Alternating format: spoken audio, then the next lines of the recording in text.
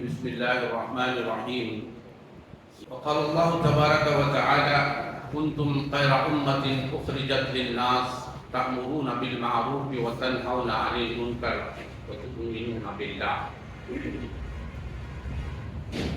وقال النبي صلى الله عليه وسلم: الدين النصيحة. قال: لمن يا رسول الله؟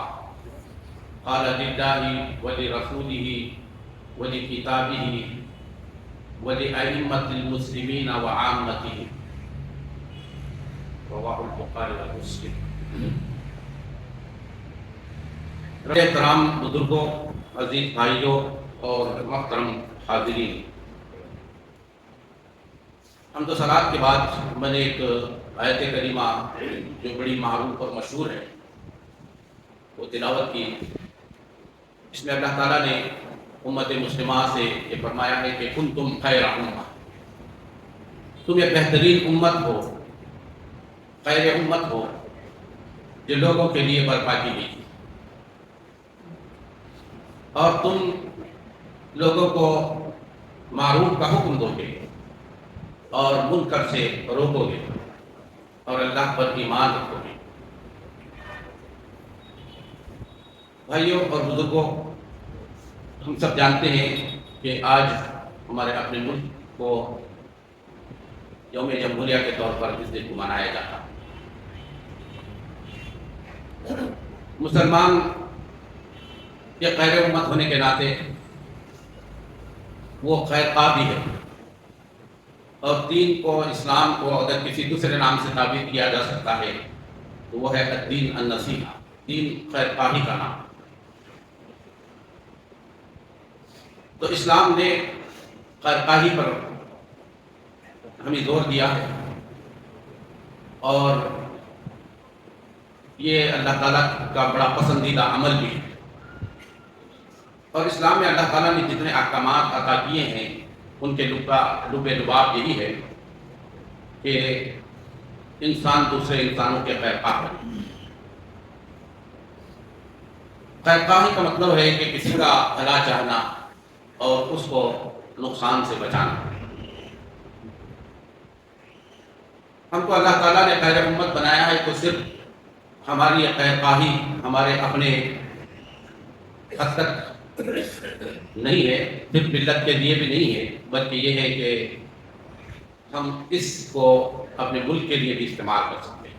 ملک کی بھی خیر خواہی کرنا یہ مسلمان کے اوصاف میں مسلمان کا لازمی حصہ ہے، اس کا جز ہے.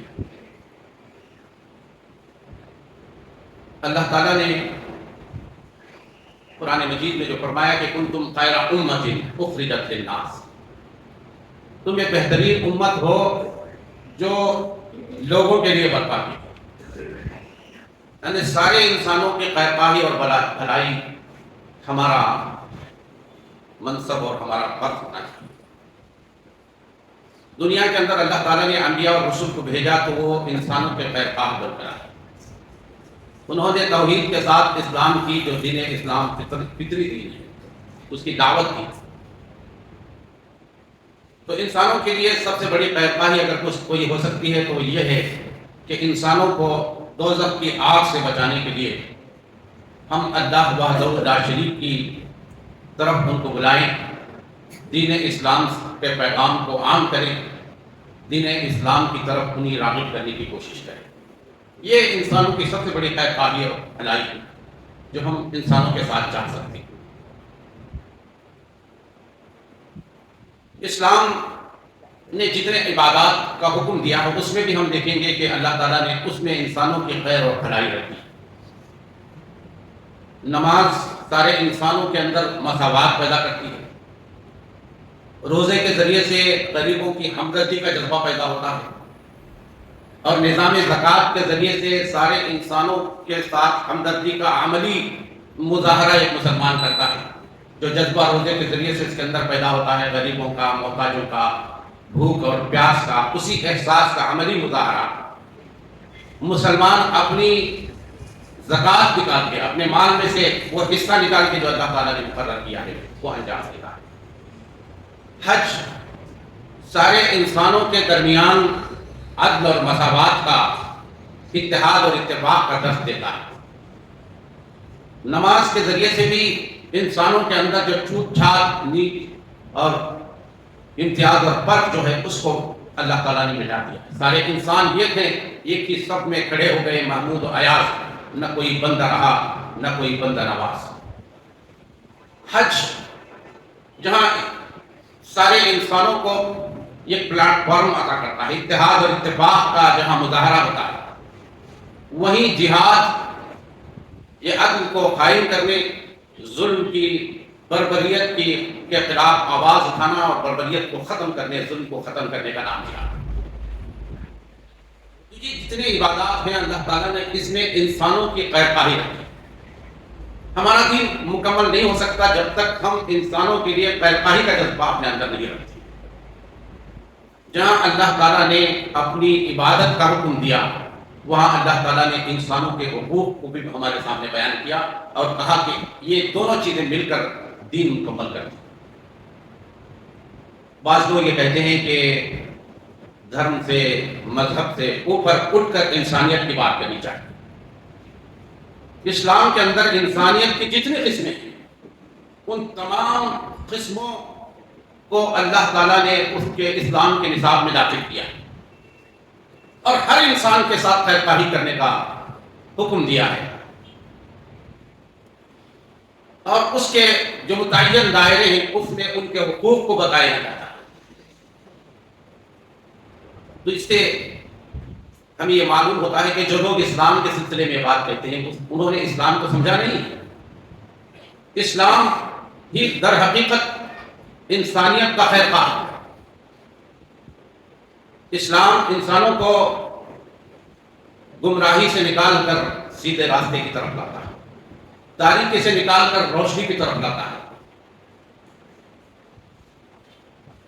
اور انسانوں کی برائی سے، برے اخلاق سے، برے کردار سے، جو انسانوں کے لیے، معاشرے کے لیے بڑے نقصان دہ ہیں، معاشرے کے امن کو غارت کرنے والے ہیں، معاشرے کے اندر نفرت پھیلانے والے ہیں، انسانوں کے حقوق پر جہاں دست درازی ہوتی ہے، انسانوں کے حقوق جہاں مارے جاتے ہیں، اسلام نے در حقیقت ان کی حفاظت کا سامان اپنی تعلیمات کے ذریعے سے۔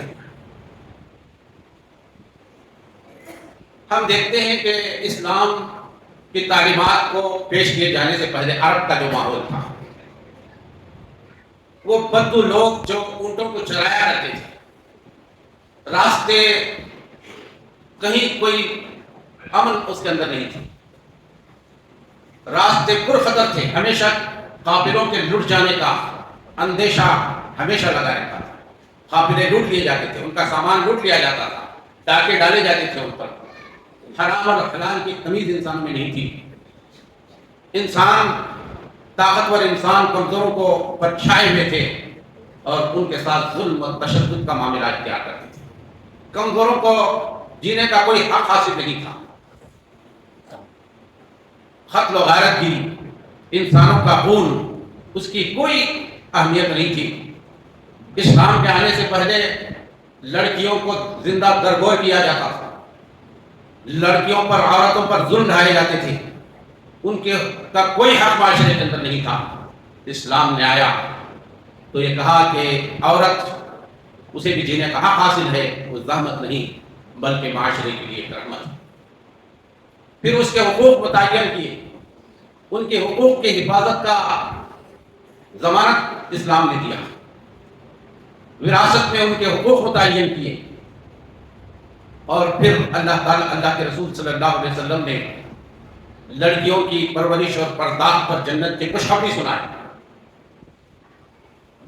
تو اسلام آنے کے بعد عورتوں کے حقوق محفوظ ہوئے، ظلم و ستم کا خاتمہ ہوا، اور اللہ تعالیٰ نے کہا کہ ہم نے رسولوں کو، کتابوں کو اس لیے نازل کیا گیا قوم الناس بالقسط، تاکہ دنیا کے اندر عدل قائم ہو، انصاف قائم ہو، ظلم اور بربریت کا خاتمہ ہو، ظلم مٹے، انسانوں کی غلامی سے نکال کر رب حقیقی سے ان کا رشتہ جوڑا جائے، اور سارے انسان ہونے کے ناطے یہ کنبے کے مانند ہیں، یہ خاندان کی حیثیت رکھتے ہیں. اور اللہ کے رسول صلی اللہ علیہ وسلم نے اپنی تعلیمات کے ذریعے سے بھی، صحابہ کرام کی زندگیوں سے بھی اسی چیز کا درس ہمیں ملتا ہے کہ وہ دوسروں کے خیرخواہ تھے. جو لوگ ایک وقت میں دوسروں کے جان کے در پہ تھے، جان خون کے پیاسے تھے، اسلام کے اندر آئے تو ان کے اندر محبت اور بھائی چارگی پیدا ہوئی. وَأَلَّفَ بَيْنَ قُلُوبِهِمْ وَأَصْبَحْتُمْ بِنِعْمَتِهِ إِخْوَانًا. جو جان کے دشمن تھے ان کے اندر، ان کے دلوں کے اندر محبت پیدا ہوئی. ایک دوسرے کے جو دشمن تھے وہ ایک دوسرے کے خونی رشتے سے زیادہ اخوت اور بھائی چارگی ان کے اندر پیدا ہوئی. اور ان کا معاملہ یہ ہوا کہ اپنے بھائی کی جان کی حفاظت کے لیے اپنی جانیں قربان کر دینے کے لیے آمادہ اور تیار تھے. ایثار اور قربانی کا جذبہ ان کے اندر پیدا ہوا. وَيُؤْثِرُونَ عَلَىٰ أَنفُسِهِمْ وَلَوْ كَانَ بِهِمْ خَصَاصَةٌ. وہ لوگ دوسروں کو اپنے اوپر ترجیح دیتے تھے اگرچہ کہ اس میں ان کا کتنا ہی بڑا نقصان کیوں نہ ہو جائے. تو یہ اسلام کی تعلیمات سراسر انسانوں کی خیرخواہی پر مبنی ہے. اور مسلمانوں نے جہاں بھی اپنا مسکن بنایا، وطن بنائے، جہاں بھی گئے انہوں نے اس ملک کی بھلائی کے لیے، اس ملک کی خوشحالی کے لیے، اس کے عوام کے حقوق کے لیے، اس کے رائٹس کے لیے انہوں نے جد و جہد کی، عدل و انصاف قائم کیا، معاشرے کے اندر جو ہے امن اور سلامتی اور انسانیت کو عام کیا. یہ مسلمانوں کی نشان اور علامت رہی ہمیشہ جہاں بھی. اور اس ملک کے اندر بھی ہمارے اپنے مسلمانوں نے جب وہ حکومت کی تو انہوں نے انہی تعلیمات پر عمل کرتے ہوئے اسی بھائی چارگی کو برقرار رکھا.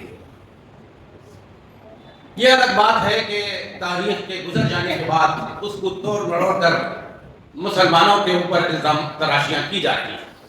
یہ عین تاریخ کی شہادت کے خلاف بات ہے جو اس ملک کے اندر نفرت کو، بھائی چارگی کو ختم کرنے کے لیے اور ایک بڑی کھائی مسلمانوں اور برادران وطن کے درمیان پیدا کرنے کے لیے یہ کوششیں جاری ہیں. ہماری تصویر کو، ہماری شکل کو مس کر کے اسے دنیا کے سامنے لانے کی کوشش کی جا رہی ہے. اس کے پیچھے ان کے اپنے مقاصد، اور جو لوگ یہ کہتے ہیں وہ خود جو ہے اس ملک کے خیرخواہ نہیں ہیں. انہوں نے کبھی اس ملک کی خیرخواہی نہیں چاہی. ان کے پیش نظر صرف ان کی اپنی کرسی ہے، اپنا اقتدار ہے جو وہ لوگوں کے درمیان نفرت کے ذریعے سے حاصل کرنا چاہتے ہیں. تو یہ ہمیں مسلمانوں کو سمجھنے کی ضرورت ہے. اور اس وقت تک مسلمان دنیا کے اندر عزت اور سربلندی کے ساتھ رہے جب تک مسلمانوں نے ان اسلامی تعلیمات پر عمل کرتے رہے اور دنیا کو دیتے رہے اور بتاتے رہے کہ مسلمان امت مسلمہ اس حیثیت سے بڑی امتیازیت رکھتی ہے، بڑی اس کی خوبی ہے کہ اس نے انسانیت کو بہت کچھ دیا. ہم دنیا کو راستہ دکھانے والے، تہذیب دینے والے اور انسانیت اور بھائی چارگی کے سبق کو عام کرنے والی امت، نفرت کو پیدا کرنے والے، ظلم اور بربریت کرنے والے ملت نہیں. ہم تو یہ چاہتے ہیں کہ جہاں کہیں بھی ہو ظلم ہوتا ہے تو ہم سب سے پہلے انصاف کے علم بردار بن کر کھڑے ہوں. امت مسلمہ انصاف کے علم بردار ہے. اللہ تعالیٰ نے ہمیں اسی لیے خیر امت کہا. تمہارے خیر کا تقاضا یہ ہے کہ تم انصاف کے علم بردار بنو.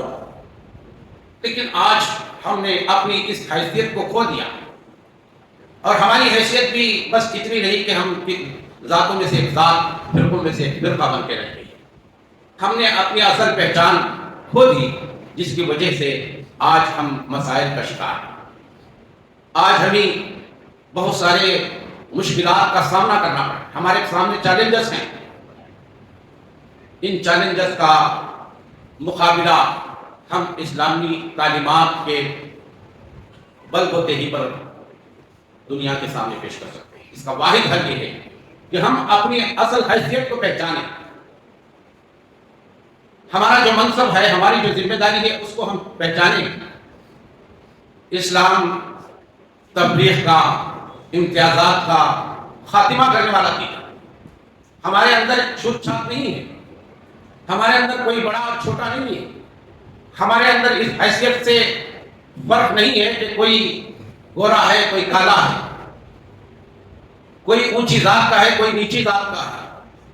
یہ سارے امتیازات کو اسلام نے ختم کر دیا اور سارے انسانوں کو انسان ہونے کے ناطے یہ کنبے میں جوڑ دیا. اور اسلام ایک عالمگیر قوت اور بھائی چارگی کا نام. بھائیوں، ویسے تو اسلامی جمہوریت اور عام جمہوریت میں فرق ضرور ہے، لیکن چونکہ ہمارا ملک ایک ڈیموکریسی اور دنیا کا سب سے بڑا ڈیموکریسی ہے، سب سے بڑا جمہوری ملک ہے، اور جمہوری ملک ہونے کی حیثیت سے ہمیں معلوم ہونا چاہیے کہ یہاں ہر فرد کو شہری حقوق کے ساتھ ساتھ اس کے اپنے مذہب پر عمل کرنے کی آزادی ہمارے اپنے دستور کے اندر دی گئی. صرف عمل کرنے کی نہیں بلکہ ہمارے اپنے مذہب کو پھیلانے، اس کی اشاعت کرنے کا بھی حق ہمیں حاصل ہے. یہ بہت بڑی دین ہے. آزادی اللہ تعالیٰ کی بہت بڑی دین ہے جو انسانوں کو ملتی ہے، اس لیے کہ غلامی انسانوں کو کسی کام پر آمادہ کرنے کے لیے بہت بڑی رکاوٹ ہے. غلامی میں نہ کام آتی ہے شمشیریں نہ تدبیریں. یہ غلامی سب سے بڑے انسانوں کے لیے بڑی نقصان دہ چیز ہے. تو اس کا بھرپور فائدہ اٹھاتے ہوئے ہماری اپنے مسلمانوں کی ذمہ داری یہ ہے کہ اس انسانیت کے اس پیغام کو جس اسلام کا نام دیا ہے، جو ہمارے پاس ایک خزانہ ہے، ایک سرمایہ ہے، اس کو اس ملک کے ہر شہری تک پہنچانے، اس پیغام کو پہنچانے کی ذمہ داری میری اور آپ کی. ہم کو یہ جتانا ہوگا کہ مسلمان صرف اپنی ملت کا اپنا خیرخواہ نہیں ہے، بلکہ تمہارا بھی خیرخواہ ہے، تمہاری بھی بھلائی چاہتا ہے. ہم اس لیے اسلام کے ساتھ وابستہ نہیں ہیں کہ اس میں ہمارا کوئی مفاد ہے. ہم تم کو اسلام کی طرف اس لیے دعوت نہیں دے رہے ہیں کہ اس سے ہماری دنیا بنتی ہے یا دنیا کا کوئی مفاد اس سے اٹکا ہوا ہے، بلکہ ہم اسلام کی طرف اس لیے دعوت دے رہے ہیں کہ انسانیت کے ساتھ اگر سب سے بڑی بھلائی خیر خواہی کوئی ہو سکتی ہے تو وہ یہ ہے کہ انسانوں کو اللہ کے اس دین حق سے آشنا کریں، انسانوں کو بہت ساری چیزوں کی غلامی سے نکال کر خالق حقیقی، جو ان کا خالق حقیقی رب ہے، جس نے پیدا کیا ہے، جو ان کا الہ ہے، ان سے جوڑے اور اپنے آپ کو بھی اور سارے انسانوں کو بھی اس دوزخ کا ایندھن کرنے سے بچائیں. اور یہ توحید ہی کے اندر مضمر، توحید کے اندر چھپا ہوا. انسان اس دوزخ سے اسی وقت بچ سکتے ہیں جب وہ اللہ اور اس کے رسول کو مانیں، اللہ کی تعلیمات کو اپنائیں، اپنے حقیقی رب کو پہچانیں. یہ ہمارا کام، ہماری جدوجہد اسی لیے ہے کہ ہم تمہاری خیر خواہی چاہتے ہیں. ہمارے کاموں کے ذریعے سے ملک کے لوگوں کو، عام انسانوں کو یہ بات سمجھ میں آئے کہ ہم ان کے خیر خواہ ہیں، حقیقی معنوں میں خیر خواہ ہیں، اور ہمارا یہ کام کسی اور مفاد کے لیے نہیں بلکہ ہم صرف یہ چاہتے ہیں کہ اللہ اس سے راضی ہے. تو بھائیوں اور بزرگوں، آج جن حالات سے، جس دور فتن سے ہم گزر رہے ہیں، اس کے خود وجہ اور اس کا سبب ہم خود بنے ہیں. اس لیے کہ ہر میدان میں ہمارا حصہ بہت کم ہے. تعلیمی میدان میں، ایڈمنسٹریٹو میدان کے اندر، اس کی اقتصادی میدان کے اندر، یہ ہمارے کرنے کا کام تھا. اس ملک کی خوشحالی کے لیے ایک مسلمان کو بھی ویسے ہی کوشاں ہونا چاہیے جس طرح دوسرے لوگ اس سلسلے میں کوشش کر رہے ہیں. تعلیم کے میدان میں اپنی حیثیت کو، اپنی پہچان کو ہمیں بنانے کی ضرورت ہے. اسی سے ہم ملک کے جو ادارے ہیں، ملک کو چلانے کے جو ادارے ہیں، وہاں پہنچ سکتے ہیں. جب تک یہ کام نہیں ہوگا، ظاہر بات ہے کہ ملک کے کوئی خیر خواہی، کچھ چاہنے سے کچھ ہونے والا نہیں. حقیقی معنوں میں ہم خیر خواہی کرنا چاہتے ہیں، اس لیے کہ یہ ہمارا فریضہ ہے، یہ ہماری ذمہ داری ہے، یہ کہنے کی باتیں نہیں ہیں۔ جو مسابقتی امتحانات ہیں IAS اور IPS، اس طرح کے اداروں میں ہمارا وجود نہ ہونے کے برابر، ہمارا کوئی لوہا ماننے کے لیے تیار نہیں ہے، کیوں ہے کہ اس لیے ہم اس میں پیچھے ہیں۔ ہماری تعلیم بس ان ڈگریوں تک ہو جاتی ہے، اور اس کا مقصد صرف ہماری اپنی معاش کو بہتر بنانے کے سوا کچھ نہیں ہوتا۔ دنیا کی تاریخ اٹھا کر دیکھیے کہ اسپین میں جہاں مسلمانوں نے 800 سال حکومت کی، دنیا کو انہوں نے کیا کیا۔ اس ملک کے اندر بھی ہم ایسے بہت ساری چیزیں ہمارے سامنے ہیں جو یہ بتاتی ہیں کہ اس ملک کو مسلمانوں نے سونے کی چڑیا بنایا، اس ملک کو سونے کی چڑیا کہا جاتا تھا۔ یہ مقام کس نے دیا، کس مقام کو کس نے پہنچایا؟ یہ ہماری کوشش تھی، ہمارے بزرگوں کی کاوشیں تھی، ان کی محنتیں تھیں۔ ملک کو دنیا کے اندر انہوں نے بتایا کہ ہم کسی سے کم نہیں۔ مسلمانوں کو آج یہ اس مسابقت میں آگے آنے کی ضرورت ہے، کمپٹیشن انہی چیزوں میں ہمیں کرنے کی ضرورت ہے۔ لیکن ہماری سوچ، ہمارے نظریے بہت محدود ہیں، تنگ ہیں، تو اس سے اوپر اٹھ کر ہمیں سوچنے کی ضرورت ہے۔ سیاست میں ہمارا کوئی اب جو ہے حصہ کم سے کم تر ہوتا چلا ہے۔ اس ملک کی ہم بھلائی چاہتے ہیں تو اس میدان میں بھی ہمیں آگے آنے کی ضرورت ہے۔ اس کے علاوہ ہمارے ہر شہری کے پاس، ہر آدمی کے پاس ایک حق حاصل ہے، ایک طاقت حاصل ہے، یہ قوت اس کے پاس موجود ہے۔ اس کا صحیح استعمال بھی اس ملک کی خیر خواہی کے لیے کیا جائے۔ جس طرح ہم اپنا ایمان اور دھرم نہیں بیچ سکتے، اسے فروخت نہیں کر سکتے، اسے بکنے نہیں دے سکتے، اس طاقت کو بھی، اس قوت کو بھی ہم نہ بیچیں۔ ہماری کوشش یہ ہونی چاہیے اس ملک کی خیر خواہی کرتے ہوئے کہ اس کے آئین کو اور اس کی جمہوریت کو جو کھوکھلا کرنے کے در پہ ہیں، ہم اس کے خلاف متحد ہو کر اٹھ کھڑے ہوں، اور اس ملک کے جو خیر پسند عناصر ہیں ان کو بھی، ان سے اپنے تعلقات استوار کریں۔ ہمیں ہر ذات سے اپنے تعلقات کو بڑھانے کی ضرورت ہے۔ جو نچلی ذاتیں ہیں، پچھڑے طبقات ہیں، ان سے ہمارے تعلقات استوار ہونا چاہیے۔ اس ملک کی ہر ذات سے ہمارا تعلق بہتر ہونا چاہیے، دوستانہ تعلقات ان سے بڑھائیں، تاکہ ہم اس دوستانہ تعلقات کے ذریعے سے اللہ کے پیغام کو، انسانیت کو عام کرنے کے لیے ہم ان سے روابط رکھ سکیں۔ اس ساری طاقتیں جو اس ملک کو، اس ملک کے آئین کو، اس ملک کے دستور کو، اس ملک کی جمہوریت کو جو کھوکھلا کرنے کی کوشش کر رہے ہیں، وہ اپنی کوششوں میں ناکام ہو جائیں۔ یہ تبھی ممکن ہے کہ ہم اپنا جو رائٹس ہے، جو حق حاصل ہے، ہمیں اس کا صحیح استعمال کریں۔ ہم جب اس کا موقع آتا ہے تو اس موقع کو گنوا بیٹھتے ہیں۔ ان 500 اور 1000 روپے کی حیثیت کیا ہے، اس سلسلے میں ہمیں سوچنے کی ضرورت ہے۔ اس 500 1000 کے ہم جو ہے اپنا یہ ایسی طاقت دشمن کے ہاتھ میں بیچ دیتے ہیں، آگے چل کر ہمارا مستقبل ان کے ہاتھ میں چلا جاتا ہے۔ سوچنے کی ضرورت ہے۔ اور ہم روتے ہیں، واویلا کرتے ہیں، شکایتیں کرتے ہیں کہ ہمارے ساتھ یہ ہو رہا ہے، یہ ہو رہا ہے۔ اس ملک کے اندر مسلمانوں کی تعداد کوئی کم نہیں۔ اگر اس ملک کا نقشہ، اس ملک کی تصویر بدلنا چاہے تو مسلمانوں کے لیے کوئی بڑی بات نہیں۔ ضرورت اس بات کی ہے کہ ہم اپنے بھائی چارگی کو عام کریں، اپنے ذہن کو وسیع کریں، اسلامی تعلیمات کو عام کرنے کی کوشش کریں، انسانوں کو اس کی طرف بلائیں، اس پیغام کو ان تک پہنچائیں۔ جو غلط فہمیاں مسلمانوں کے سلسلے میں پائی جاتی ہیں، وہ غلط فہمی کا ازالہ کریں، اپنے عمل کے ذریعے سے یہ ثابت کرنے کی کوشش کریں کہ مسلمان جو ہے امن پسند ہے، مسلمان اپنی ملت کے ساتھ ساتھ اس ملک کا بھی خیرخواہی ہے۔ یہ ہمارے اس ملک کے عوام کو، اکثریت کو یہ بات سمجھ میں آ جانا چاہیے۔ اور پھر خودداری طاقتیں، شر پسند عناصروں کو سر اٹھانے کا موقع نہ ملے۔ اس ملک کی خیرخواہی ہے، یہ ہمارا فرض ہے۔